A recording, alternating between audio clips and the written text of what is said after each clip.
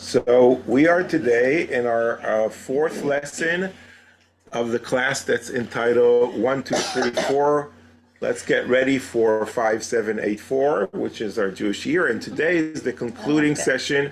And in 1 hour, maybe a little bit more, we're going to try to take care of three important holidays in the Jewish calendar, which are the holiday of Sukkot, Simchat, Shmini Atzeret, and Simchat Torah. Okay, and all these holidays are happening. Sukkot is actually starting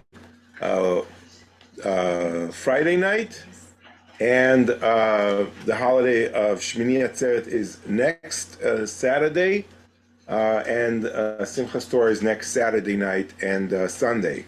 So actually, the next 8 or 9 days are going to be filled with Jewish holidays. And for those who are questioning, how come we just finished like a big major Jewish holiday, Yom Kippur, and another 2 days of Rosh Hashanah, and getting ready for all those days? Like, what is our Jewish tradition and faith demanding of us that they put all these holidays into 1 month, or just even less than 1 month? So yes, that's a very good question. There's no good answer to that. They could have been spread out a little bit more, but there's a reason, obviously, for each and every one of these holidays that we discussed and we'll continue discussing today. But it is interesting that the next batch of holidays is really only Hanukkah, which is much later on. And that's not even a biblical holiday. Neither is Purim, which is the one after, or Tu B'Shvat. So it's really only like we sort of like in the Bible times there was like no holidays until Passover, but the fact that they're all condensed into 1 month, which is somewhere like mid-September to mid-October, is a very interesting. What did they do, considering the harvest was over? Was there anything for them to do over the winter? Well, they would eat, they would stay warm, and I think they would also work the fields, to the extent that that's the period. Maybe they had more time, devoting for studying Torah and other things of that sort. I think that's what they did. So the holiday of Sukkot, okay, the Torah commands to celebrate Sukkot for 7 days in Israel, and as we know, in the diaspora, it's 8 days. It always starts on the 15th of the month of Tishrei, when it's a full moon, and Sukkot, which the literal meaning is the booth, is one of it's actually the third of the 3 pilgrimage festivals. There's Passover, which is the first one, then there's Shavuot, and then there is Sukkot. So the pilgrimage festivals are the ones that the Israelites were commanded to make a pilgrimage to the temple in Jerusalem, and to make special sacrifices. Today, there are special prayers for Sukkot, and there are 2 unique additional mitzvot, commandments for the holiday of Sukkot. One is building a sukkah. As you entered C&T today, you saw us engaging in that important mitzvah, including your rabbi, who stretched his hands to put all those poles, the ones they saw. Oh, Rabbi, you're a tall guy, It's like, so I was happy I could be of use. And the other important mitzvah is the Arbat Aminim, the 4 species, which are here, and I'll show you them. But you could also, look at this. You could look at it and pass around, and we'll talk about them a little bit more in a minute. The name of the holiday in the Torah is Chag HaAsif, which is the festival of the ingathering, or the harvest festival, and that's because of the agriculture time where you harvest, your what's in the fields, the wheat or whatever it is, at that time of the year. And Chag Sukkot, which is the festival of Booth, is the second name in the Torah, and they're just mentioned in different places in the Bible. The first day of Sukkot, and in the diaspora, it's also the second day, is like a Shabbat holiday where work is forbidden. If it falls on a Shabbat, so it's completely has to be observed like Shabbat. And if it falls on a weekday, then you're able to actually light a fire and cook food, okay? You're not supposed to do any other work, but the preparation of food is permitted on a weekday, even though it's considered a holiday. And the days in between the holiday, there's the opening holiday and the closing holiday after 7 or 8 days. So the days in between are called Chol HaMoed, which is a interesting name because Chol means a regular day, a day where you are permitted to do any kind of work, and a moed means the holiday. Okay, so these are special days where you can cook, you can drive, you could write, you could do all these things, but it's still the holiday of Sukkot. You still have to observe the commandments of sitting in the sukkah and of shaking, the 4 species, which we'll talk about in a second. And the end of the holiday, there are actually a few endings. The 7th day of Sukkot, it's called Hoshana Rabbah, which is like the big day of salvation and of asking God to sort of like seal us completely in the book of life. And someone should raise their hand and say, didn't that just happen on Yom Kippur? I'm like, so don't tell anyone, okay, who's not in the room here, but there's a third chance, okay? It's like you on Rosh Hashanah, you get written, and Yom Kippur, you get sealed, okay? Hoshana Rabbah is actually the final, it's like it takes a while to close the book, so if you need to sneak in, but that's just information for you guys, because we want everyone to repent on Yom Kippur. And then, so that's a very special day, but it's an ordinary day, and that ends the holiday of Sukkot, and then begins another holiday which is called Shmini Atzeret. Shmini is the 8th day, and that's a holiday within itself. It's not the 8th day of Sukkot. People sometimes don't understand it. It's a holiday in itself, and afterwards, the 9th day in the diaspora, it's called Simchat Torah, where you dance with the Torah and you sort of like celebrate the ending of reading the Torah cycle for that year. So we end the book of Deuteronomy and we begin with the book of Genesis, with the creation of the world, again and again and again, year after year. So that ending is celebrated at the holiday of Simchat Torah. Okay, so that's sort of like the structure. And let's dive a little bit more into Sukkot, and then get to the other holidays. So Sukkah means, Sukkot is the plural of the Sukkah, which is the booth or the tabernacle, which is a walled, structured, covered with schach. Schach is sort of like the roof, which is plant material, such as, palm leaves, or there's like the everlasting schach, the ones, that could go from year to year.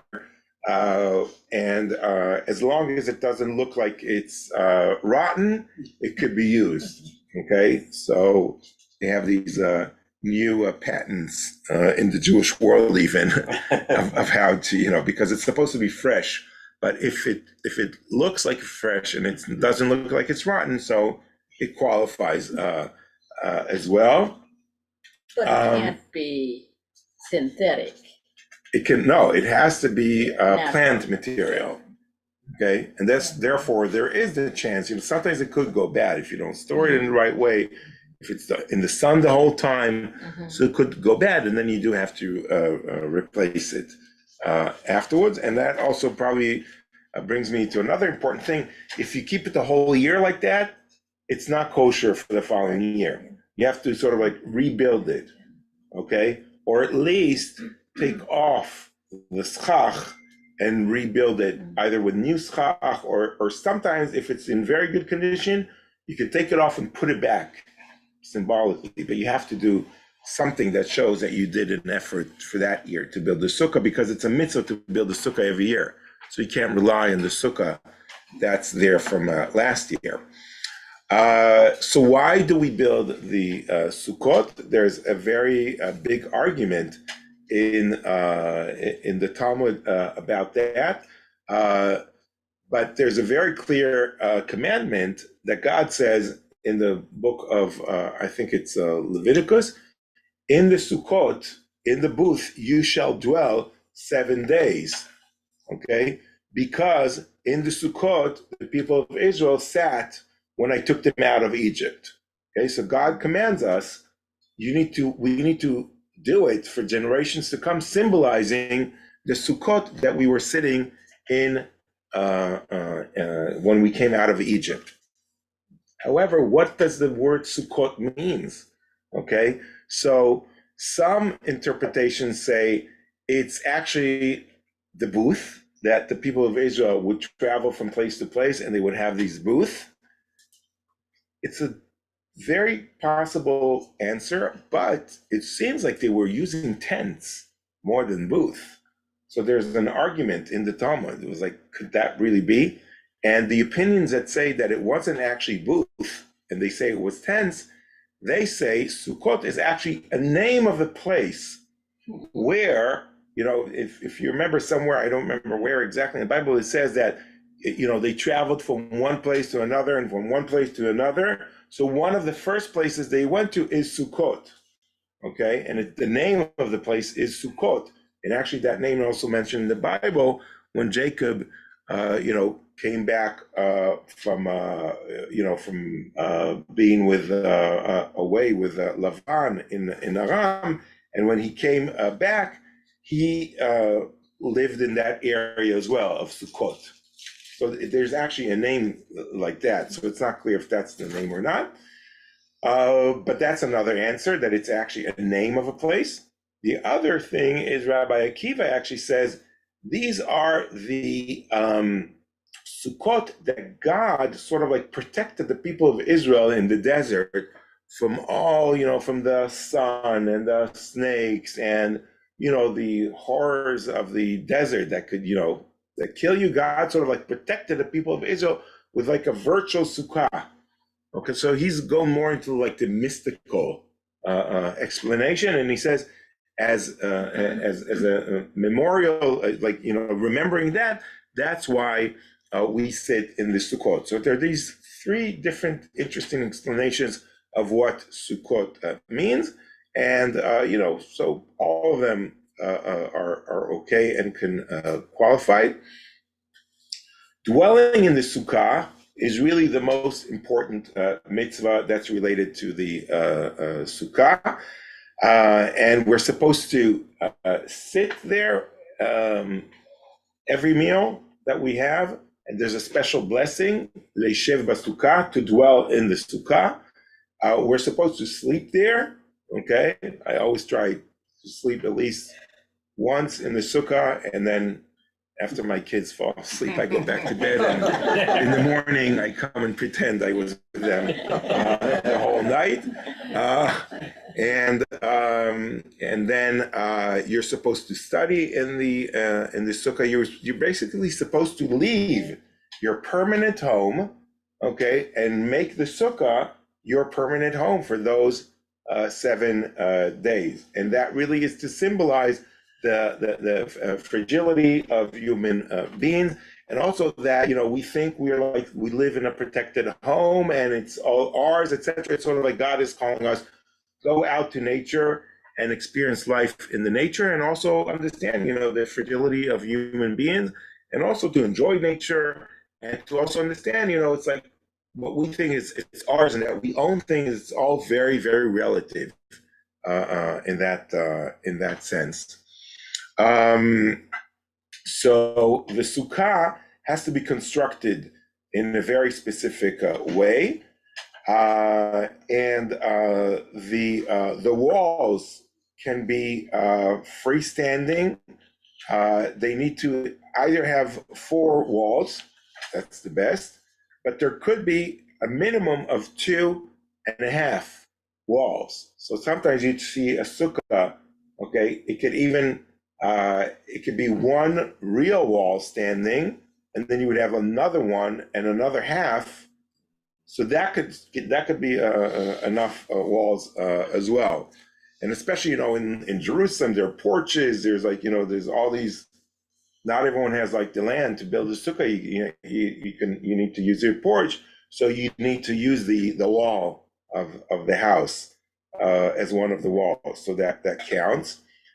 If there's a wall above, if there's a ceiling above, you cannot build a sukkah. That's not a kosher sukkah. It has to be up. The sky is above, and the schach, the covering from the plantation, that's really the roof of the sukkah, and it's supposed to be built in a way that you're able to see some of the stars, but not too much. So in the morning there's not too much sun. So the ratio needs to be that it's covering enough that it will be shady in the morning or during the day, and at night you'll be able to see some of the stars. And the walls could be either wooden walls, there could be sheets, and I think we still hear it. And then it's also very customary to decorate the interior of the sukkah, handing decorations of the 4 species or different forms like that. You're supposed to build the sukkah before Sukkot, but if your sukkah fell or you're traveling somewhere, you can still build the sukkah during Sukkot if you have to. The other part of Sukkot, which is also very interesting, is the 4 species. The 4 species are mentioned in the Bible in a vague way, actually. And they say, and wait, actually, I think I might have the materials here. Just a minute.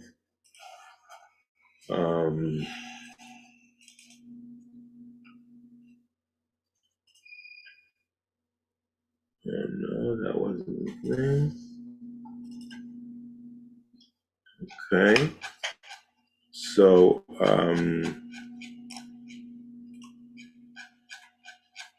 let's look at the biblical commandment. Okay. That's Passover, Rosh Hashanah, Yom Kippur, and Sukkot. Okay. So this is, that on the 7th day of the month, but then it appears again. Okay. Can you see? Mhm. Okay. Yes. On the first day, you shall take the product of hadar trees, branches of palm trees, boughs of leafy trees, and willows of the brook, and you shall rejoice before your God Adonai 7 days. And then it says, you shall observe it as a festival of Adonai for 7 days in the year. You shall observe it in the 7th month as a law for all time throughout the ages. You shall live in booth 7 days. All citizens in Israel shall live in booth. in order that future generations may know that I made the Israeli people live in booth when I brought them out of Egypt. I am God, Adonai. So, what is this? So we talked about the Sukkot, but what is these four species that everyone's talking about? And that today are very, very clearly defined. And today there's like, you have to really follow the laws, and it has to be these specific. It can't be anything else. So let's look at what the Bible says. The product of hadar trees. Okay, hadar is citrus, maybe. It's not clear. Some people say hadar is like from the word to glorify God. So it's supposed to be like a very beautiful fruit. And actually the Samaritans say that's like a pomegranate. That's like a beautiful fruit. But the rabbis say, no way, that cannot be a fruit. It has to be the etrog, okay? And it has to be, look at this, beautiful, okay? It has to be this fruit. Can I see it in the picture? I'm not sharing the screen. Hold on. Sorry. But the main thing is you can see the etrog, okay? So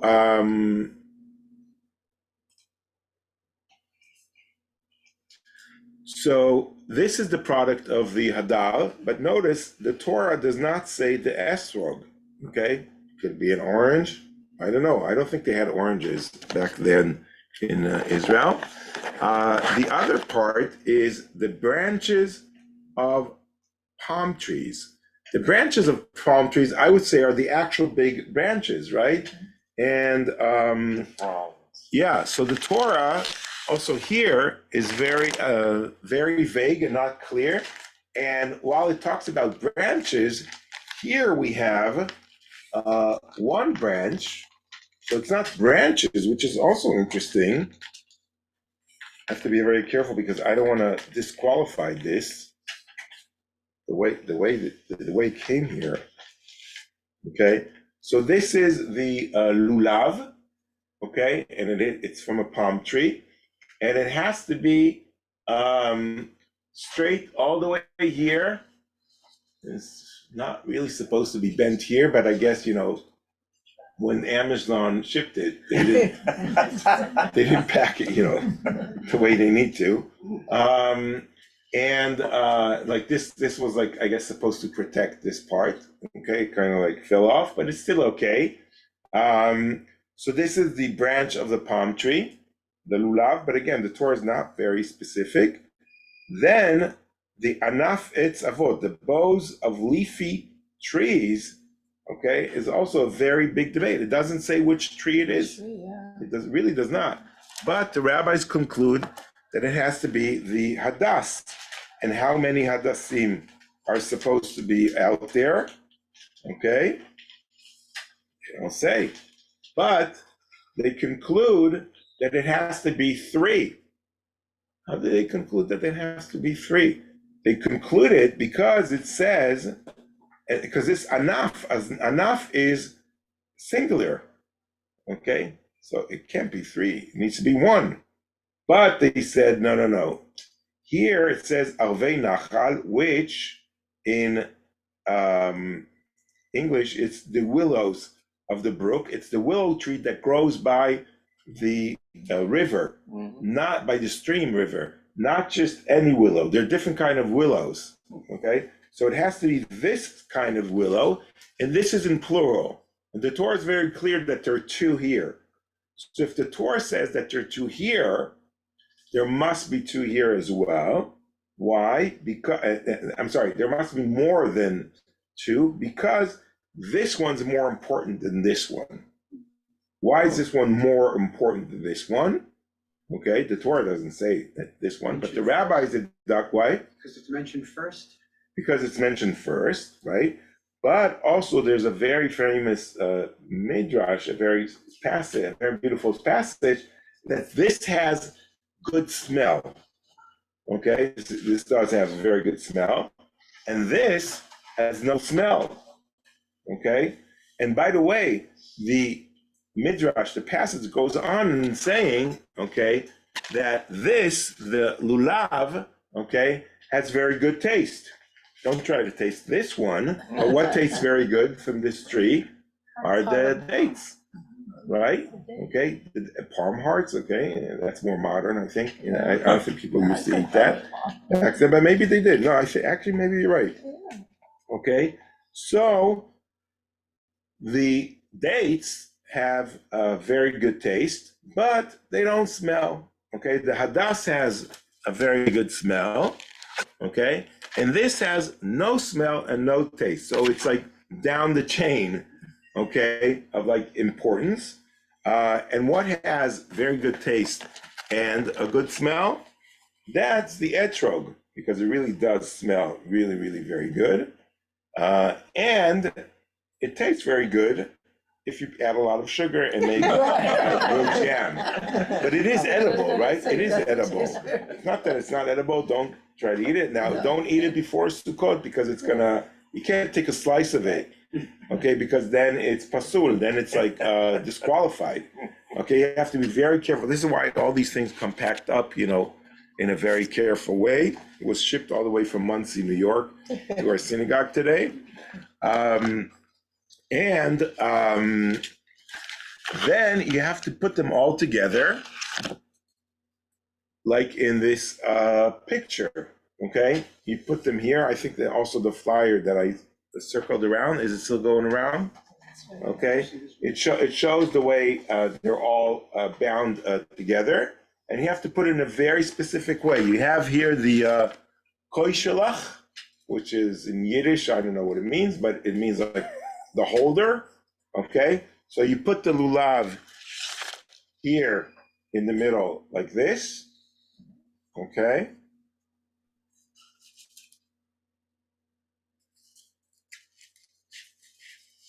And then you put the hadas, the myrtle here. Okay, you take it out of the bag, of course. Okay, and you put it here. Okay, and the arava goes on the other side, but it's below. You make sure the hadas is always on top. Okay, because the hadas is more important. And where does the esra go? It goes in your left hand, okay? It sort of like symbolizes the, you know, the heart or the brain, okay? It's like, because it's like the smart guy, because it has the taste and the smell. Okay, so you're holding all of these together. Now, if you only had the smart one and you don't have the other three as a kosher, can you make a blessing on them? No, you cannot. You can only make a blessing on them when they're all together. What happens if you don't have the arava? It doesn't have the taste and it doesn't smell. So, you know, we could give up on that. We could just have three of them, right? No, you can't. It will not be the four species, okay? And you can not bless on them. So the Midrash keeps on saying, which is beautiful, okay? It's like the people of Israel. Some, you know, have the smarts and the good smell, you know, it's like they have it all, you know. Some are just, you know, the good taste, some are just, you know, the good smell. Okay, this is like, you know, if you're, you know, you have you do the commandments and you study Torah. The ones who just have the good smell, they are the ones, you know, that just do the commandments, but they don't study Torah. The ones who have the taste, they just study Torah, but they don't do the commandments. And there's those who you're like, you know, they don't have time for anything, you know, so they don't study Torah and they don't do commandments, but they are still part of the people of Israel. And if you exclude them, if you cast them aside, you cannot perform the most important mitzvah of the holiday, okay? So you have to have all parts of Israel united and together. I think especially today, you know, when we hear what's going on in Israel and people are sort of like splits in camps and everyone's going this way and that way, I think it's a beautiful midrash and passage of how, you know, we need to sort of like overcome. We need to understand we cannot be a people, a Jewish people, if we're not together in some way, you know, and we need room for everyone, right? So that, I love that that midrash. I always, you know, quote it. Every rabbi quotes it because it's like about unity. And if this part is off, the pitam, okay, it's disqualified. But if it grows without it, it's okay. It is qualified. So some of them don't grow with this. This is actually a very expensive one. It's like there are three different categories. Okay, there's the simple one. There's the good one, and there's like the extra good one. So you pay more money. It's like people really go after like the best one. And I see C&T really, got us the really good ones. Okay. But why is that such an important part of the fruit? Because it's sort of like the part that makes it glorified. That's sort of like the hadar that we said to glorify God. So you try to make things, you try to find like the fruit that looks the nicest, that looks like the best. Now there are different rules, and if you go in Mea Shearim in Hasidic communities, they are examining each leaf and every part of it, okay? Because it has to be in a specific way, okay? I also examine it, but I don't go to that extent. You have to make sure, that it's not cut, like basic things like that, because it could disqualify it, and then you're not supposed to say the blessing on that. Rabbi, Yes. this is the first lulav that I've seen shipped where they weren't all together. They Yeah, usually usually come in all together. all together. Really? Yeah. Oh, I thought, but no, but they're supposed to be separated because this keeps it much, I took this out of the C&T fridge because you want to keep it in the fridge. That in all the years that I've seen them come in, they've all come in together. Okay, interesting. I didn't know that. Okay, so during the services, we have special prayers, and we recite the Hallel, which is a prayer that was already said in the temple, which is made of different psalms, and it's done with a lot of singing and rejoicing. So services here on Sukkot are going to be a lot of fun. And also there's the Hoshanot. Hoshanot is asking God, to salvage us, and we walk around with the four species around the synagogue, okay, and we sort of like shake our lulavim, and when we also say the blessing on the lulav, okay, on the four species, we actually shake it to all four corners of the earth, also upside down and God and down, sort of like symbolizing God is all over the universe. So that's the Hoshanot, and actually the ceremony of the Hoshanot was very well kept in the temple, and we sort of like react that in our synagogues. Another beautiful custom in Sukkot is to invite guests into your sukkah. So if you have a sukkah, you're supposed to have guests. And you also invite these virtual guests, which are called the ushpizin, okay? And the ushpizin are made of the seven forefathers of the Jewish tradition, which is Abraham, Isaac, Jacob, Moses, Aaron, Joseph, and King David, okay?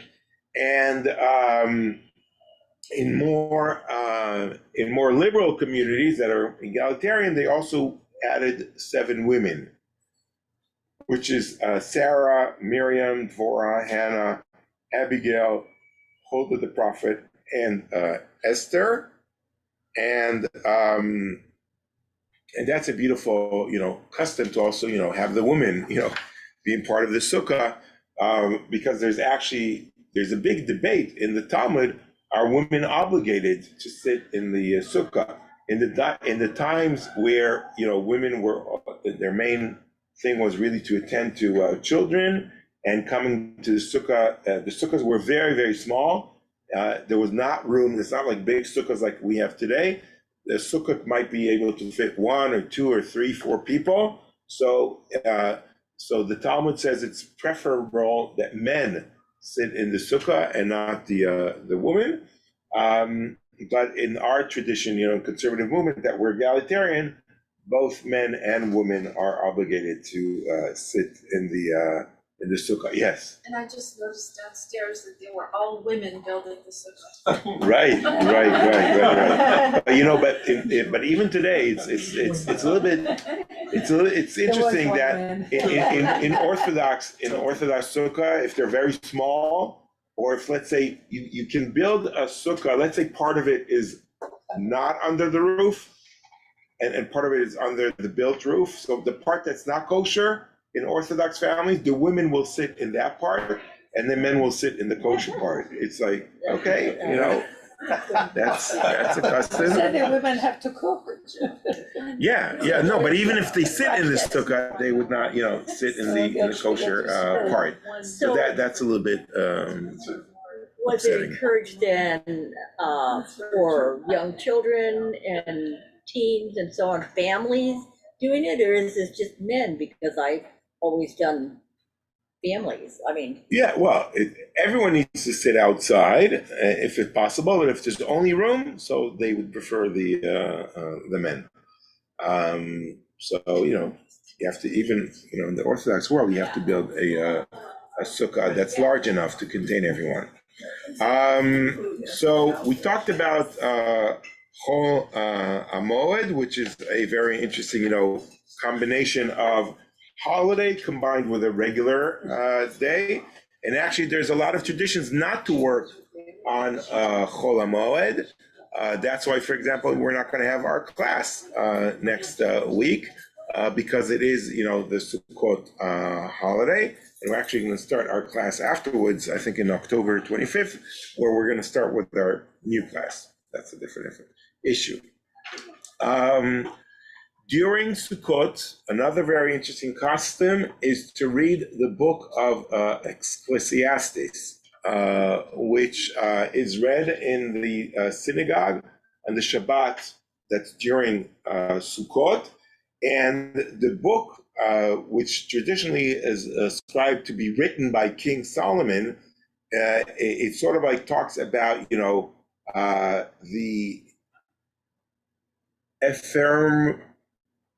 ephemeralness of life, okay? Sort of like, that life is not something permanent. Ephemeral. And it sort of like echoes the theme of the sukkah that, we're not here forever. And let's make sure that our life is filled with quality moments, like sitting in the sukkah, like being connected to our tradition, like doing, God, what is God asking from us, and sort of like being prepared for, for really living a life of meaning, and not just, like running after the material, making sure, we have our home and our forest and everything. We're sort of locked in there. It's sort of like telling us, go out to nature, connect to life, to connect to the here and now of what you're experiencing. And then that sort of like is, and obviously to the traditions, to your families, and these are like the important things in life that you need to cherish. So that's why Sukkot is such an important holiday. It's a family, and it's like you said, it's like a family holiday. And reading the book of Ecclesiastes sort of like reminds us that. Another very interesting thing that happened in Sukkot in the times of the temple, every 7 years, the people of Israel would read the entire Torah on Sukkot. They would, the king actually would take the Torah and would read it in front of the whole audience. Some people, he literally read the whole Torah. I'm not sure, that would take him a lot of time. Some people said he would read like, some important passages from the Torah. So that custom, it was done every 7 years, and it's followed up until today in Jerusalem. People do that. Another interesting biblical holiday, which was also during the time of the Talmud, was the Simchat Bet HaShoeva, water drawing, when they were drawing water from the wells that to bring to the temple. So they would actually have a whole water celebration. Water was not always, available. So when it was available, and this is like right the time when it starts raining or it's almost, so they would sort of like have like a whole water celebration, and water would be carried up to Jerusalem on the Pilgrim Road from the pool that was down below in the city of David, and it was carried up to Jerusalem. So they would really have a celebration of that water and the availability of the water. As I said before, there's a holiday of Hoshana Rabbah, which is that great supplication, and if every day of Sukkot they would march one time around the synagogue or the temple with the 4 species, so on Hoshana Rabbah you would do it 7 times, and at the end of that you would take 5 branches of the arava, the willow, okay, and you would sort of like bang it on. Has anyone ever seen that? That you would bang it 5 times, sort of like on the ground, sort of like symbolizing that by banging this, sort of like we are absolved of our sins. The books are sealed, as I said, on the 7th day of Hoshana Rabbah, and it's like the great day of supplication, and that's why these things were beaten up to the ground. And apparently, that was a very big tradition, even from the time of the temple, and until today, that is observed. And now we go to the 8th day, which is not the 8th day of Sukkot, but it's sort of like the Shmini Atzeret, and it's mentioned in the Bible.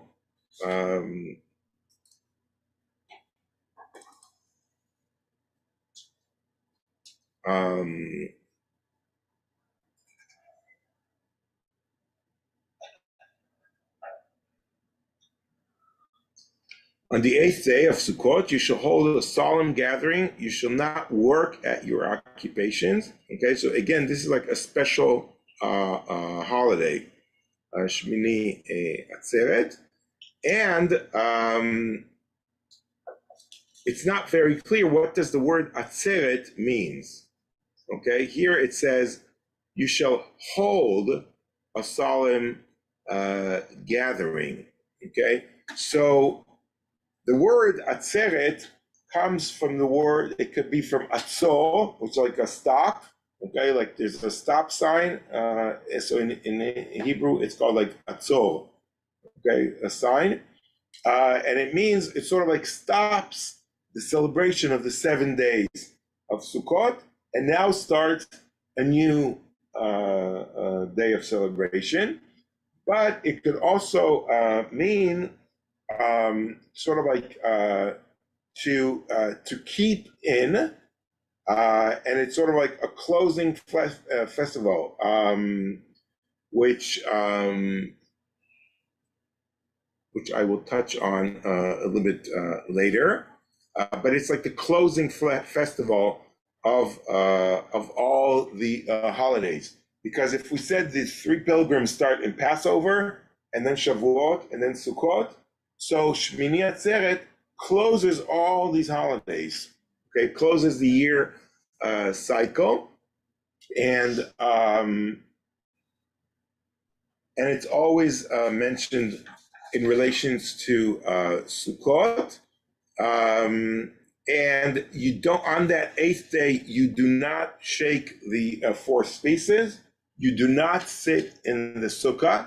If you sit in the sukkah, you don't say the blessings and the prayers, okay? And there's some traditions that even say you're not supposed to sit in the sukkah, and you're not supposed to, do the 4 species, because if someone on the street sees you, they think, oh, maybe it's still Sukkot, and they won't realize it's a holiday, and they won't observe the holiday properly. So in order not to mix everyone up, you're not supposed to do these things.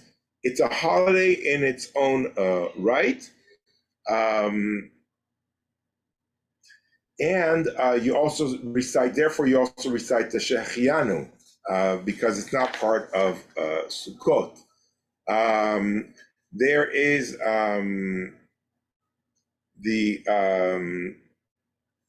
there's a very beautiful tradition. I'll get to that. I'll get to that in a minute. But I'll say now, there's a very beautiful tradition that sort of like during the month, the holiday of Sukkot, there are 70 sacrifices that are being brought to the altar before God. And traditionally, it's ascribed to sacrifices that are brought from all the different nations. They all come to the temple, and they all bring these sacrifices to God to sort of like glorify Him. So it's not just the Jewish people, not just the Israelites that do that. But on the 8th day, it's only the Israelites. It's sort of like, so the story goes like, this is like a king that invites everyone to a big feast that he's having, and for 7 days and 7 nights, all the nations and all the guests come and sort of like offer, their gifts to this king. And after those 7 days of feast, he says, you know what, now I want everyone to go and I just want to have a private feast with my son. Okay, so then he invites his son and they have like a small gathering, but that's like the more intimate and the most preferred feast. So the Midrash says this is like the people of Israel are like that son. Like the holiday of Simchat, of the Shmini Atzeret, is just for the Israelites. So it's like a nice way of explaining, why this holiday exists. So I found that story interesting, so I brought that to you. By the way, according to the second book of the Maccabees, the celebration of Hanukkah, comes to commemorate Sukkot, because at that year the Greeks took over the temple and they weren't able to celebrate the holiday of Sukkot. And between Sukkot and the time Hanukkah is celebrated today, that's when Judah the Maccabee was able to overturn the war against the Greeks, and then the Jews won the war and they purified the temple. And they were very, they came in and they wanted to light, the Hanukkah candles and everything. Not the Hanukkah candles. They wanted to light the menorah, which had 7 candles to light, and they purified the temple. And it's not Hanukkah. I'm not going to tell you the Hanukkah story now. When we get there, we'll do that. But then the question is, how come we have 8 days of Hanukkah? So the answer actually is related to the holiday of Shmini Atzeret, because Shmini Atzeret is the 8th day, right? So it's Sukkot, 7 days of Sukkot that they were not able to celebrate, so they celebrated at the time of Hanukkah, and they added the extra day, the 8th day, which is Shmini Atzeret. So that's how we have 8 days of Hanukkah, 7 plus that one Shmini Atzeret. So it's actually very special that this little small holiday of 1 day creates, later on the holiday of Hanukkah. Then there's another holiday which is called Simchat Torah, which is the 9th day, because if you remember, we said that every holiday in the diaspora is celebrated 2 days, because we don't always know when the exact date is. So we have Shmini Atzeret, which, by the way, one of the important prayers of Shmini Atzeret is the Yizkor prayer. So not this Saturday, but the next Saturday, if you want to say Yizkor again, so you come to the synagogue on Saturday morning. But Saturday night, we start celebrating Simchat Torah. What is Simchat Torah? Simchat Torah is the practice of reading the last of the weekly Torah portions on that day. We conclude reading the Bible and we start from Genesis.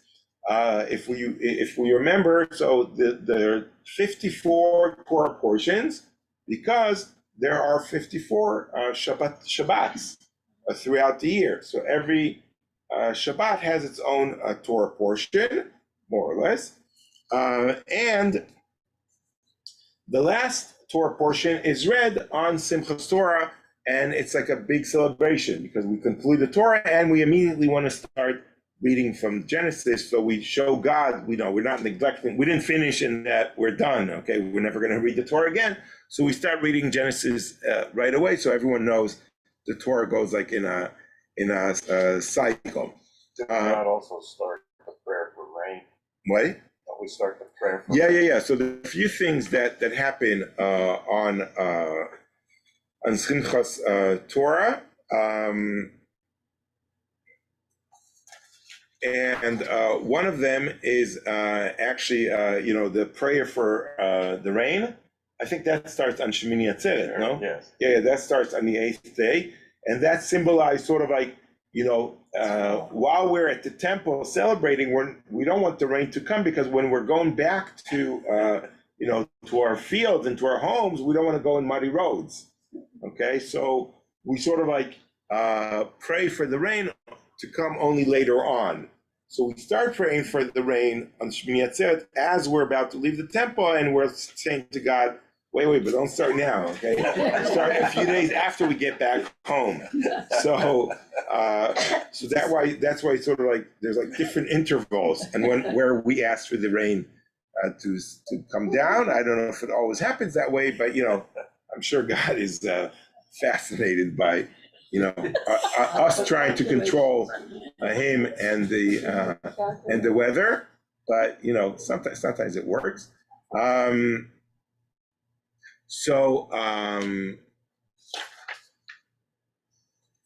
The way, so there's a very special prayer for the rain that is said in those circles. Going a little bit more into Simchat Torah, so there's the evening festivities where we take out all the Torahs from the ark, and together with the children, we dance around the synagogue. Everyone gets to hold the Torah. The kids come with flags.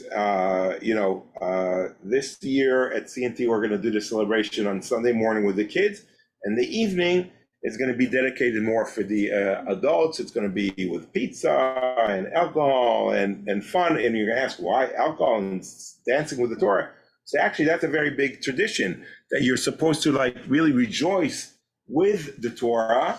Okay, so obviously, you can't be carrying the Torah if you're drunk, but you should be, happy and content, and and it's a very festive holiday of Simchat Torah, and in every synagogue, an Orthodox synagogue, and conservative all over, like people, serve you alcohol. Kids, sometimes in that as well, because they're sort of like on the side sipping from the adults' booze. Yeah, the schnapps. Rabbi, yes. what is the origin of the Chatan, the Torah?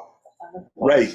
Yeah. So when for each of the Torah readings, we honor different people from our congregation, people who've sort of like contributed to the congregation throughout that specific year. So for the concluding of the Torah at the book of Deuteronomy, there's a Chatan Torah, which means like a bride. A groom, the groom of the Torah, and in egalitarian synagogues, there's a kala, there's a bride for starting Genesis, okay?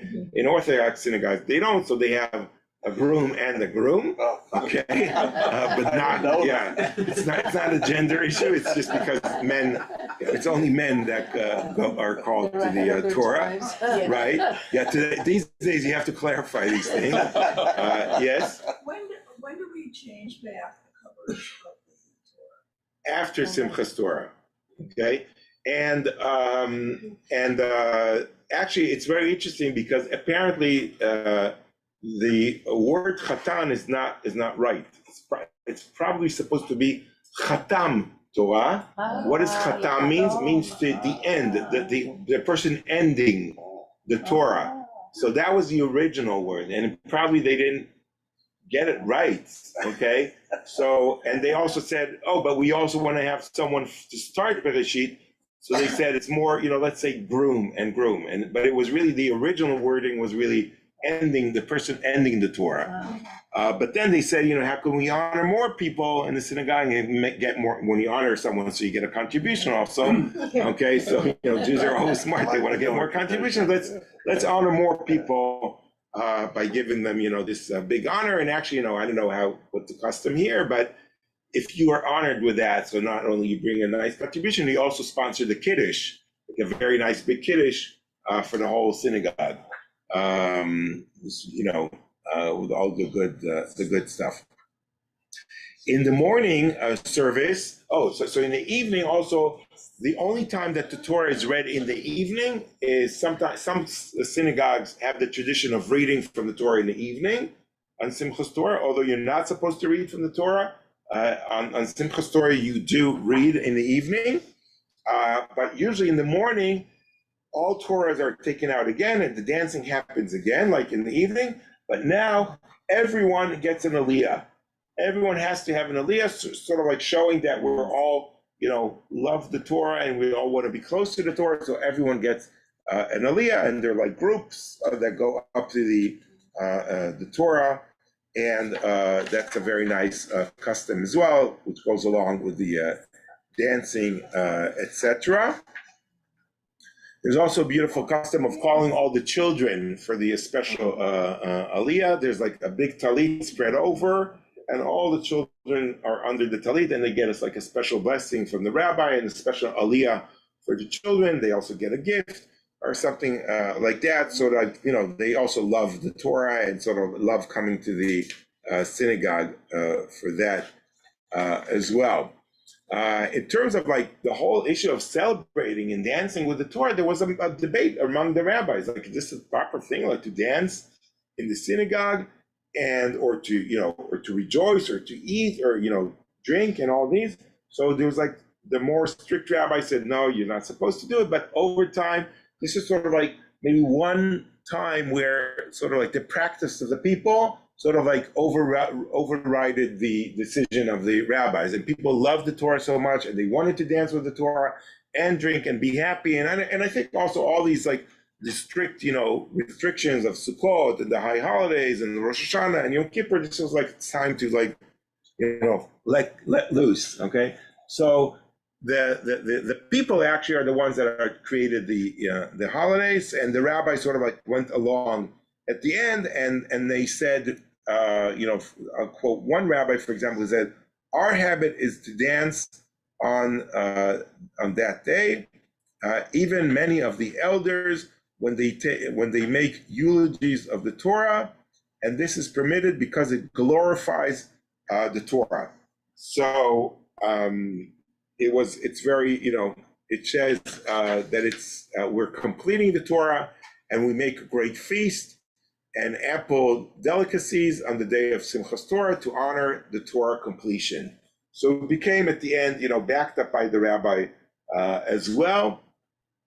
Here's another quote. The custom is for the Chatan Torah to make a feast and to distribute sweets and candies. So all the children will get that, all the adults.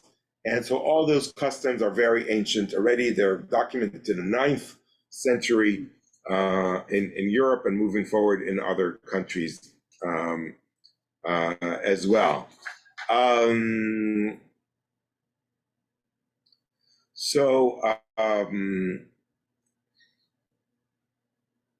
then also became a very nice custom of the second Hakafot.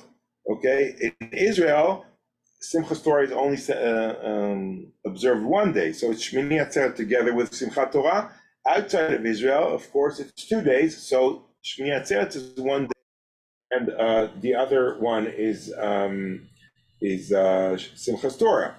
But in Israel, it's sort of like to be to sort of like be in solidarity with diaspora Jews. So Israelis go out and have like more dancing a Saturday night, which is sort of like the time where diaspora Jews go out and dance. So it's like all of Israel are dancing with the Torah at the same time. And it's a time of celebration and unity in Israel. And as I said, I hope this year it won't be a battleground. I hope, Israelis will be celebrating as well. In the 20th century, an interesting anecdote is that Simchat Torah came to symbolize the public assertion of Jewish identity. The Jews of the Soviet Union, I don't know if anyone here remembers, in particular, celebrated the festival en masse in the streets of Moscow on October 14th, 1973, which is right, I think at the end of the Yom Kippur War, or like during the Yom Kippur War. More than 100,000 Jews took part in a post-Simchat Torah rally in New York City on behalf of the refuseniks and Soviet Jewry. Anyone here remembers that? Yeah. So that was like, and then sort of like Simchat Torah became like this public Jewish, solidarity with Soviet Jewry from then onwards, for all the years that they were, under communist occupation. So that I thought that was like also nice to mention that sort of like an ending to this, to this holidays, which began, we started with, the month of Elul, preparing for Simchat, for Rosh Hashanah, and then Rosh Hashanah, we went through that holiday, we went through Yom Kippur, today we went through Sukkot, Shmini Atzeret, and Simchat Torah, and these really conclude some people call it the high holidays, some people call it the holidays of the month of Tishrei, and that's how we open every Jewish year, and open also how we opened our holidays here at CNT, which actually I have to say were a lot of fun. And for me, as much I loved Yom Kippur, it was really very good and very spiritual, but coming this morning today and participating in building the sukkah here, so far away from, Jerusalem, from my home, for me, it was like a beautiful experience to see, Jewish life thriving here on this mountain. It was a beautiful mountain. So building a sukkah for me today, this morning, was very, very meaningful.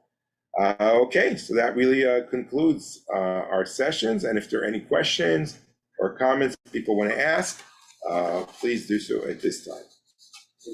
Thank you. Yes, George. Please against the developments, but when you say diaspora, do you mean relative to the Exodus, relative to the Holocaust, relative No, to... the diaspora means the Jews that are outside of Israel. Okay, I think it comes from the word dispersed. Dispersed. Yeah, so Israel, all the Israelites were in Israel, but after the exile, when the destruction of the temple, they were dispersed. So they live in the diasporas. Yeah, but there's not just one diaspora, there's different diasporas. Yes. One other question on the etrog. I know you're supposed to hold it in a certain position. Oh, yeah. So, and I can't remember exactly why it is that you're supposed to do that, but you didn't cover that, so. Oh, no, that's a very good, thank you. That's a very important thing, and I'm happy actually recording still going on. When you say the blessing, okay, there are two blessings, okay? When you say the blessing on the first one, which is which is for what you have commanded us to how do you say it, to take the lulav, and the lulav really is the center, okay, and it's sort of like hold all the species together. So that's why, because it's the biggest and sort of like the center, so the blessing is on it and not, on the etrog, for example, or it doesn't say the blessing on the four species, which is also an interesting thing. So I should have mentioned that as well. But when we say the actual first blessing, we hold it like this. And when we say the shechianu, and when we shake it, we turn it upside down and we say it like this. And then we shake it, okay, all over like the four corners of the earth. Why do we do that? Does anyone know? When we first do it on the first blessing, on netilat lulav, it's on the way it grows in nature, okay? And it grows when it's attached to the tree in this way. And so this is so we're thanking God and for what we're commanded to take something from nature, okay, and to say the blessing on how it grew up in nature. But then we turn it around and we say Shehecheyanu, for the miracle that we have come to this time, and for the miracle that we're alive and that the people of Israel are alive, and for remembering us living in the booth, and for God delivering us out of Egypt, and for uniting all the people of Israel. This is sort of like the miraculous thing. This is sort of like the miracle in life that we're thanking God for. Okay, it can't go on a tree like this, it would fall down. So we're holding it together. We're sort of like holding the miracle, and we're thanking God for the miracle of all of these beautiful things. And that's when we shake it like this, sort of like symbolizing the miraculous, power of God in our life. So I like that explanation also very much. And why do we do it at certain areas in the Hallel? Oh, that's a good question. So during the Hallel, there's different times that we shake it. Actually, that was probably the way it was done in the temple. Okay, every time you say the word Hoshana, deliver us. So you say you do like this. When you say sort of like God asking like God's salvation, so you also do that. So there are different parts in the Hallel that you do that. So you're supposed to do this mitzvah every day of Sukkot or once in the holiday? This is something very important I wanted to talk about. That's a very good question. Actually, if you remember, and this is really a very interesting debate, is it says here,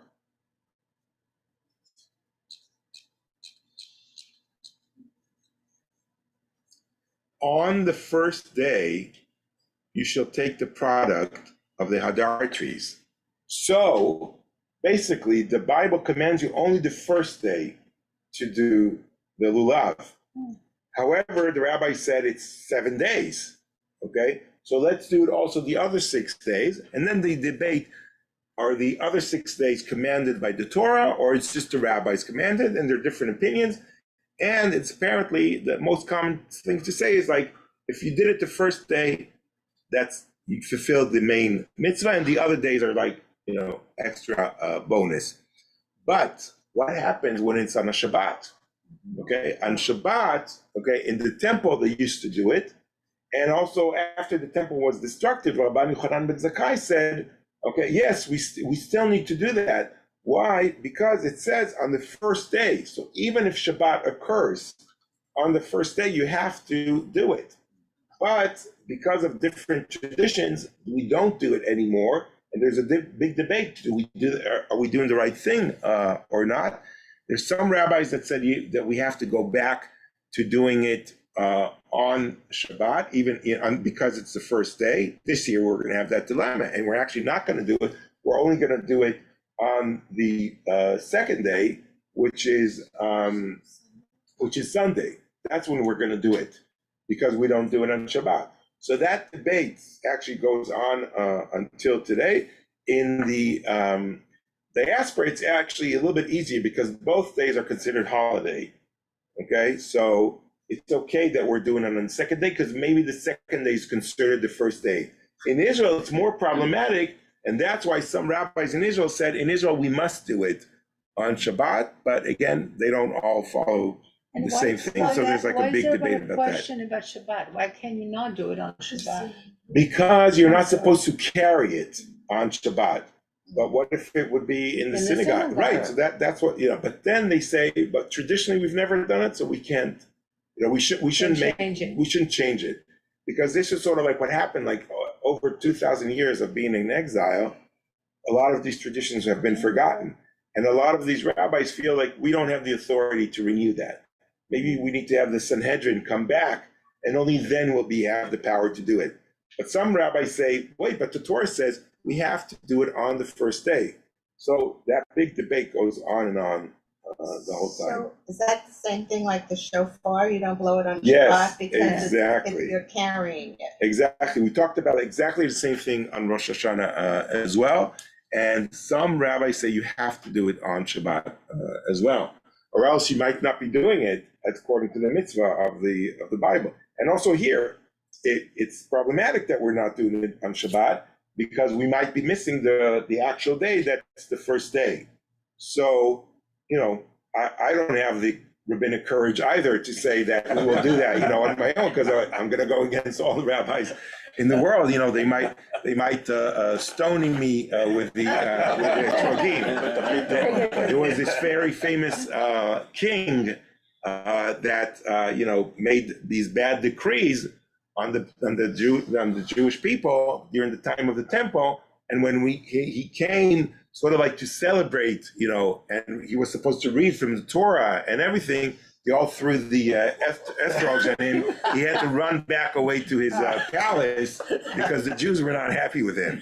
So this is a very dangerous weapon as well. It's a very famous Talmudic story. I have one more. Yes.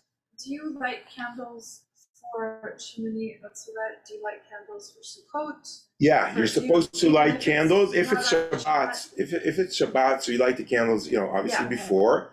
And you say the blessing for Shabbat and Yom Tov, for Shabbat and the holiday, and but not every day, just like the first day and the second night. And for Shmini Atzeret, you do the same thing again, because it's like its own holiday. Yeah.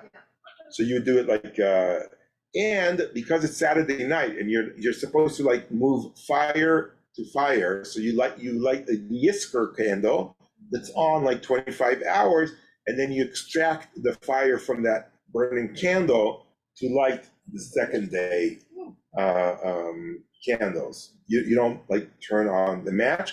Although if you did not do that, it is permissible to turn on the match, at least in Sephardi communities, not in Ashkenazi communities that are more strict. Okay, so the use of electricity is much more lenient in Sephardi communities on the holidays that are not Shabbat. And then the Yisker or Yortzeit candle, whatever, you light one Friday. for all the holiday, for high holiday, the whole thing? Just Friday. You light it Friday before Shabbat, and it just needs to be for 25 hours, because the Yisker is only set on Shabbat this year. Shabbat morning. Okay, so thank you everyone, and don't forget on October 25th, we're going to start our new class, which is called the Beyond the Basics. If you know, please help me out here. The class is adapted for this crowd. I'm going to make sure it's going to be on a good and high level, but it's also for people who want to go through a conversion process. So if you have family members, I know a lot of people are coming to me and saying, my daughter is married to someone not Jewish, my son is married to someone not Jewish, and they want to go through a conversion process. They want to feel more Jewish, or they don't want to go through a conversion process, but they want to learn more about Judaism. Okay, please help me out. If it's someone from your family or someone from the congregation, please refer them to me, or please tell Amy or Ellie. Our entire staff is sort of like geared and trying to help and bring them more into tradition and helping them go through that process. So if you know of someone, please help us reach out to them, so they get a better understanding and grip on the Jewish customs and traditions. Okay. So no class until October 25th then? Right. Exactly. Okay. Okay, and then we will continue. Just before Halloween.